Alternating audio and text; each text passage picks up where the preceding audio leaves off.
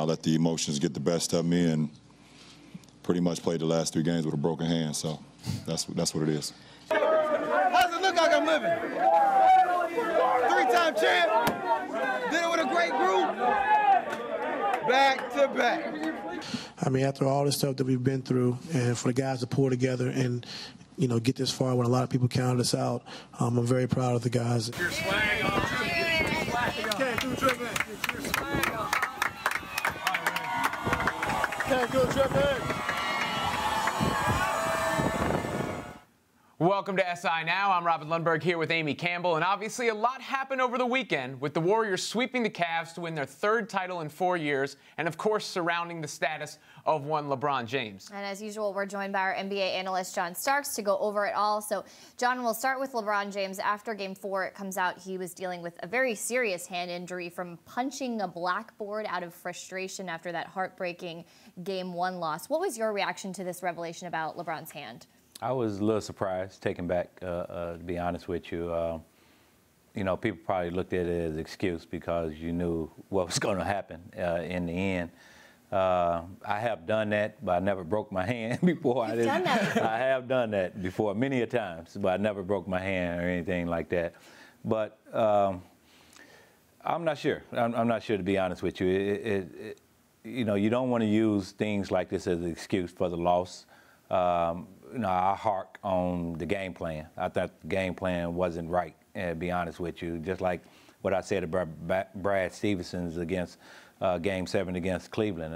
He should have ran a little bit more against Cleveland, but I think in this instance, they should have slowed the ball down and became more of a post-up style team in order to make the game a little bit uglier. And Tyronn Lue, I don't think he did a good job of changing the game plan. He took 14 shots outside the paint in Game 1, hitting 7 of those. He took 14 shots outside the paint the rest of the series, hitting 4 of them. Now, you reference the excuse part of it, and, of course, the Internet wouldn't let that happen. Chubbs Peterson, though, would tell you it wasn't about the hand. That doesn't matter. It's all in the hips. So Meanwhile, LeBron says he doesn't know what he'll do about his upcoming free agency. John, I know you think he should stay with the Cavs, but what kind of squad do they have to put together? What do they need to do to keep him? They become smarter players. I think, you know, you listen to him talk and talk in a kind of like a jealous way, but in a good way about Golden State and how smart their team play. And Bron he's one of those intellectual players, and you can see he wants to do everything right all the time. So the team have to get a lot smarter. The IQ had to get a lot better. And I think, obviously, you know, he have to work something out with the ownership as well as with management. And then I probably think he may stay, then he may go. You don't know what's on LeBron's mind. At the end of the day, you don't know what's on his mind. So he's going to get to a point where he's going to sit down, and it may be a business decision, you know what I mean, on what teams that he want to go. All right, on the other side, Kevin Durant, Finals MVP for the 2nd year in a row. He made some interesting comments over the weekend saying, I feel like it's easy to be the best player when you don't have good players around you. I feel like it's harder to stand out when you have great players around you. He continued saying, I pride myself on standing out wherever I am. Do you think this is a shot at LeBron? I don't think so. Like Robin talked about earlier, I don't think it's a shot. I truly think that he's trying to shed a little bit more light on himself that, hey, you know, I'm surrounded by good players, but I can still rise above everybody and still be the best in the game. Yeah, I think he's trying to make it look better, what he did in going to Golden State. And he did that last year, saying his shot was a passing of the torch moment. Now he's saying it's very difficult to stand out amongst these other guys. Is he right, though? I mean, will he ever get past that decision? Because I don't take away from his greatness. I realize what his greatness is, and that's why I have a problem with the move, because it makes them too good. Well, they are a very talented team, obviously, and just they was talented before he got there, and they just a step above now with him there. I think the move obviously was a good move for him. You know what I mean? I think Jerry West said it to him. You know, you can stay on such team, Oklahoma City, and just be a good player. You can come here and win a championship and be a great player. Obviously, he made the right decision. Now he has 2 championships, 1 away from LeBron. Of course, the Warriors want to keep this team together. Their ownership came out and said as much, saying they'll do whatever they can to keep them together. Just how long is the window for this team to compete and win championships? They're young. They are young, and they have a very talented squad. And you just like what you know, Pop did down in San Antonio when he kept his core guys together and just kept bringing in players that fit their style of play. And I think that's where they're at right now. To be able to pay everybody, I'm not sure if that's going to happen or not. Until you knock them off, they are the guys that you're shooting for, the team that you're shooting for. So obviously Houston know that, hey, we was right there. We was one game away. Chris Paul got hurt. And LeBron know that, hey, it's a battle coming out the East now. It's not going to be easy. Yeah, it's going to be an uphill climb for him to get another ring. And like you always say, Robin, all rings not created equal. Let's talk about the implications of this finals loss for LeBron and what it means for the MJ-LeBron debate when we're talking about rings. Do you think another finals loss hurts LeBron's debate against MJ It's here? been a wrap. In my book, it's been a wrap, you know, to try to compare those two. They're two different players, and they play two different positions. And, you know, I always talked about Mike in the standpoint is that Mike you could not get to mentally. And for some reason, you seem like you can get to LeBron a little bit more than Mike. And I think that's what separates those two. Obviously, you know, Jordan was very special during that time, and LeBron is very special during his time and the style of play that they're playing. Breaking news, this debate is never going away.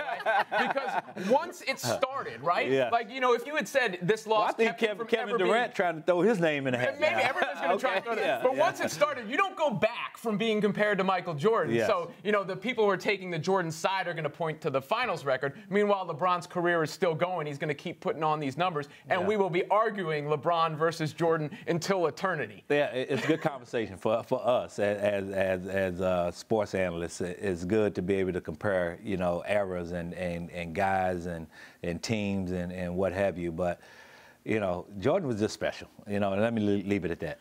I figured you would say that. John Starks, our NBA analyst, appreciate your time.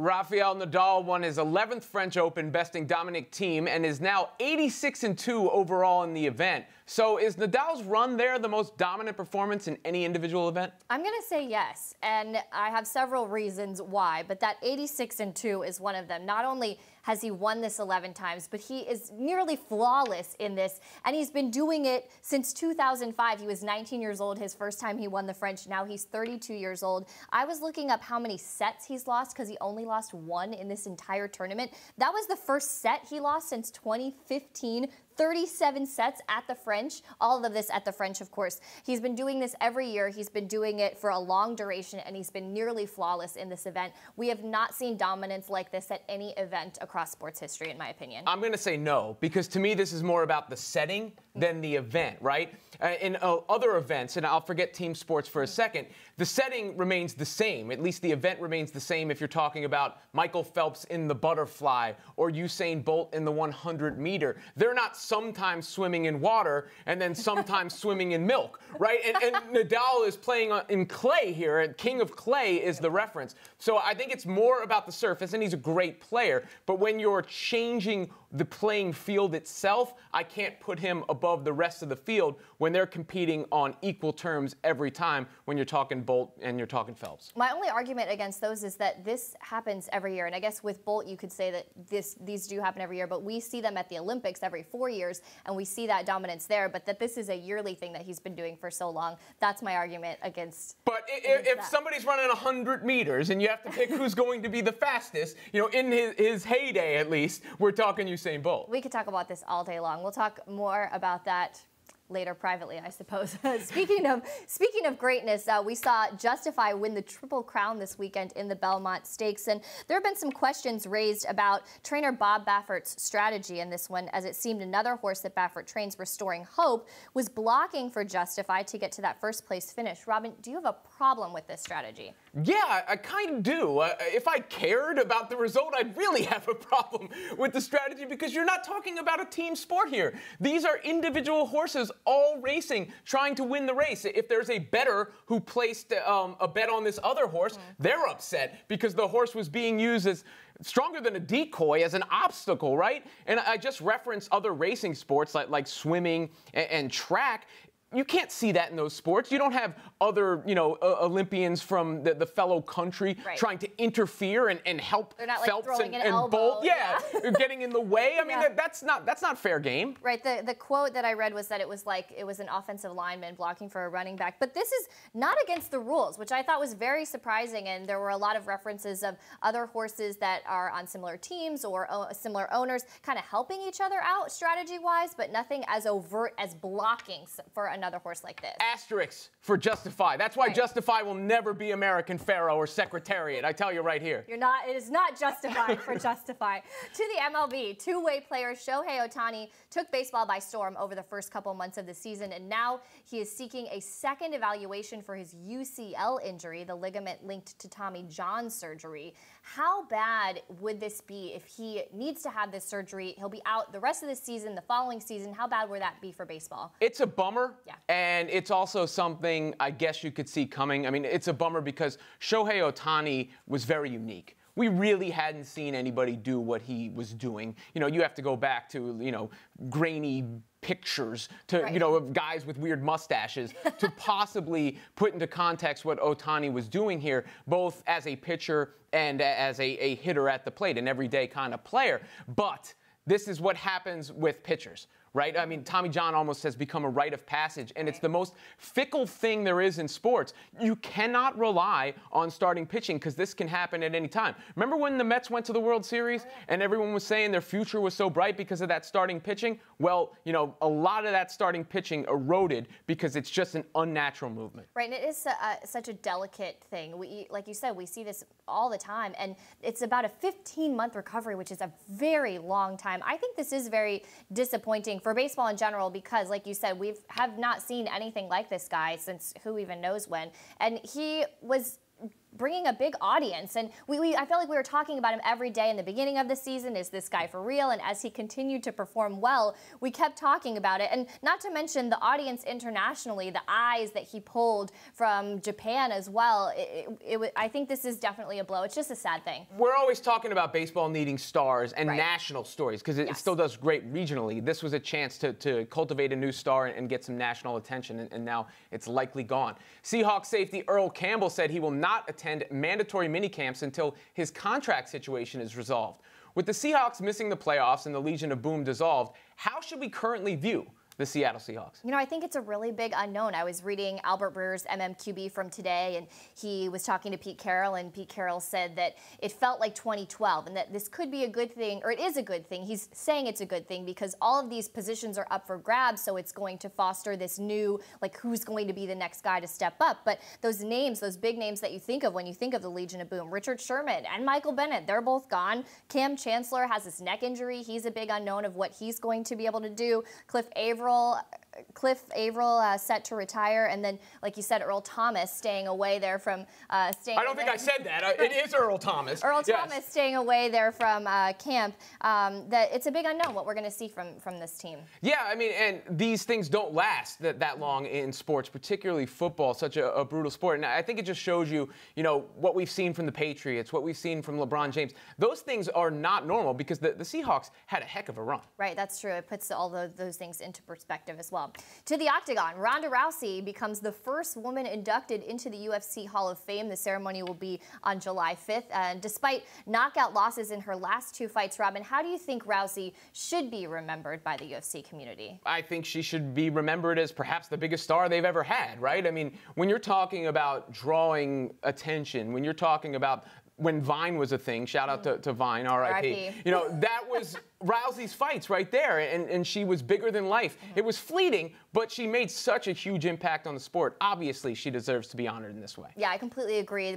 Me getting into UFC was watching her season of The Ultimate Fighter when she was a coach there against Miesha Tate, and I'm just a huge fan of her, and now I'm looking forward to I'm becoming a wrestling fan, not because of her, but in part because of her, because she's just such a dynamic, compelling person, and just larger than life, like you said, very, very well deserved there for Ronda Rousey.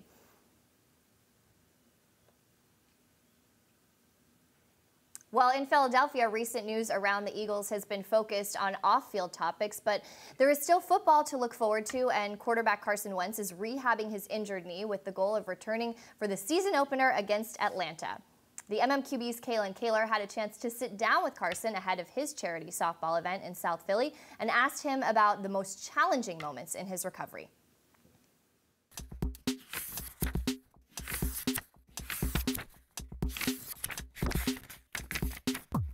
I had lots of bad days. Honestly, as a human, as a competitor, not being out there, post-injury, not being able to play in those games, and having to watch from the sidelines in the Super Bowl, something that you dream of as a kid, playing in that game. And there's tough moments. There's definitely tough moments that you have to learn to navigate. And but at the end of the day, when my head hits the pillow, I just know that the Lord has already got a plan. And I knew from the moment that it happened that God was working through it, that there was going to be a bigger reach and a bigger platform, and just so many amazing things that would come through it. The biggest moments were always Sundays. Sundays at kickoff, just walking out to that coin flip. I was proud to be a captain and still be out there with the guys, but walking out there with a cane or crutches or a brace on, it just kind of killed me. It killed me to not be there, and to be there out on the field with the guys. It was really just those Sundays that were tough to get through. But I wouldn't say this is the hardest. I'd say it's been extremely challenging. Back in, I can think of high school times that I thought were harder and a bigger deal because your priorities weren't always in the right place in high school. My senior year of college, I broke my wrist and didn't know how long I'd be out, didn't think I'd get to play as a Bison ever again. And that was extremely challenging too. And just walking through that, knowing there's uncertainty about even playing again, knowing it was my throwing wrist and how that would respond. So definitely times that have just challenged my faith and just challenged, just me physically as well.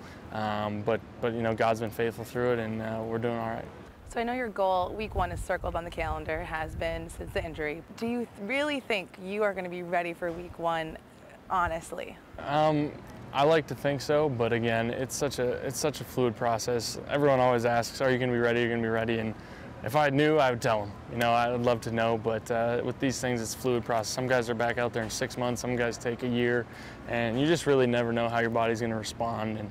And so far, everything's been great. The rehab's been a grind. It hasn't been fun. It's been, there's been pain. There's been all sorts of things, but for where I'm at, I feel extremely good. You see me out there jogging and running around on the field, dropping back, doing a lot of position work, and so I just want to get cleared to fully practice. It's driving me crazy to just watch some of practice, to get to do some of it, but that might not come for a little while here, but I'm going to be smart. I'm not going to put myself in harm's way. God willing, I want to play this game for a long time and not jeopardize anything longer. I've talked to guys on the team that have gone through it. Unfortunately, there's a handful of us that went through it together last year. Different circumstances, different injuries specifically, but again, it's not fun. It's not fun to go through, but it was also cool to go through it with those guys. There was extra motivation for all of us to really challenge and encourage each other. No one's really around in the off seasons. Everyone gets the chance to go home, and we were here.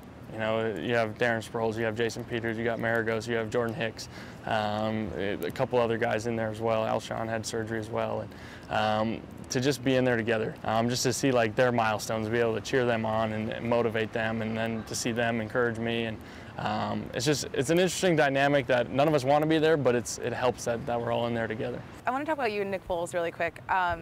You guys have a really unique quarterback situation. From your perspective, why does your relationship and dynamic work in ways that others similar to it have failed in the NFL? Nick and I were actually just talking about that today and how our relationship works. And first and foremost is our friendship, and knowing that there's bigger things out in the world and there's bigger problems to have, and to just mutually support each other has been obviously kind of confusing to some, and seeing that dynamic, because obviously only one guy can play, but just the way that we work and approach our friendship and put that of value before that position on the field and everything, and to be able to just communicate that with each other has been really cool. And I can't say enough good things about him last year coming in and getting the job done, and just shoot, he played out of his mind, and being on that team, being with those guys, seeing all the joy, knowing all the joy it brought to this city. There wasn't a lot of those feelings of feeling sympathy or anything for myself. I was just so excited to be a part of it, and so that was really cool to see for him personally, especially with his journey throughout his career. Who knows what the future has in store for him, beyond this year and everything, but I'm excited to see how it all plays out. Why specifically a charity softball game here in Philadelphia today? Yeah, the AO1 Foundation, first of all, means a lot to me. Coming into the league, I knew I wanted to be able to give back and provide just help in all sorts of ways and in different areas. And we're not even a year into the foundation, and God's just blessed the work that we've been doing tremendously. The support's been extremely humbling, and last year we did an event in North Dakota, went amazing, and the support was awesome, and the support out here has been terrific. I knew I wanted to do something out here. My heart for this city and this area has grown tremendously, and being here and experiencing the city and the culture and everything, I just knew I wanted to not only give back here, but do something that I can just tie the community together. I know I'm excited for it. The players, my teammates are excited about it, and I think the whole community is excited about it.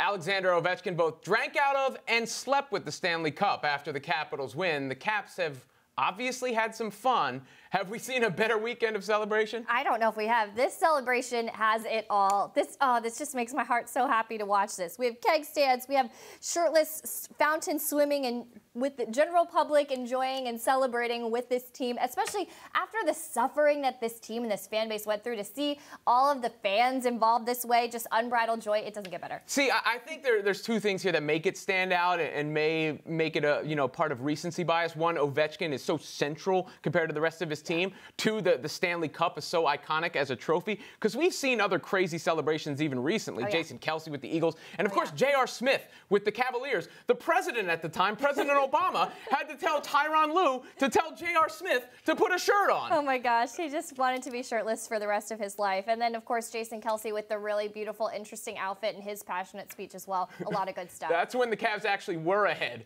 We'll be back same time, same place tomorrow. Make sure you check out @SI Now Live on Twitter in the meantime.